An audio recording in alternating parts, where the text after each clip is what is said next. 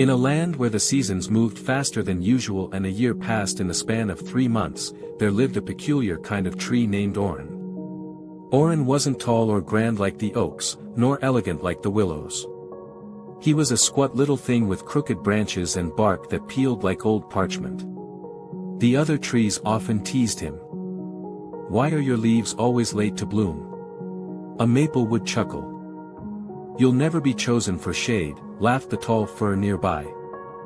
But Orin didn't answer. He didn't complain. He grew in silence, waiting, listening, and watching. While other trees reached toward the sun with pride, Orin focused on the soil beneath him. He sent roots deeper and deeper, anchoring himself even as storms came and went. One spring, the sky shifted. Rain no longer came in gentle waves but instead in violent floods. Winds roared without warning, tearing through the forest. Trees that once stood straight and tall snapped like twigs. Branches broke. Roots lifted from soaked ground. The maples and firs who had once stood over Orin were thrown to the earth, crying out in disbelief. Many lost entire limbs, others were completely uprooted. The once proud canopy above was a shattered mess of green and brown. When the storm cleared, Orin remained. Battered, yes. A few branches torn. But he stood. His deep roots had held him firm. His twisted trunk had bent with the wind, not against it. Where the others had collapsed in their height and confidence, Orin endured in his quiet resilience. In the silence that followed, the animals returned to the forest. Birds needed a place to build their nests. Squirrels needed somewhere to store food. With the larger trees damaged, they looked around and found Orin, still standing, branches wide and low enough for easy access. They began to gather. A nest of robins at the top.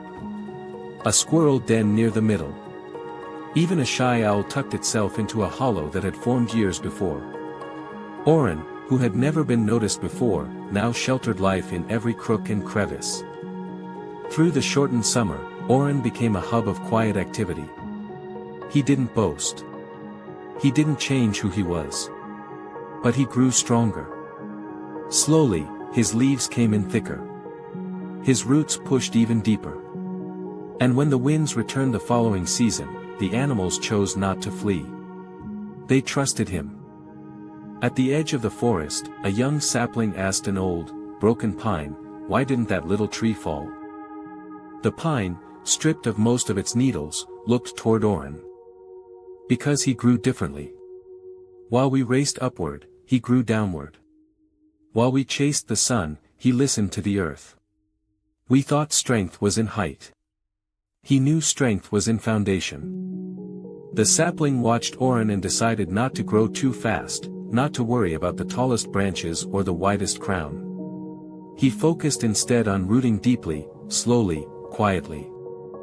Years passed. The forest regrew around Orin, but things were different. The trees no longer mocked him. They grew slower. They grew wiser. The animals stayed near him even as new growth appeared.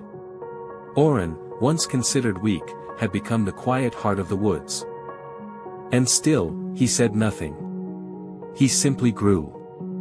The lesson: true strength isn't always seen in what rises fastest or shines brightest. It is often found in quiet resilience, steady roots, and the patience to grow deep before reaching high. Build your foundation, and you will withstand any storm.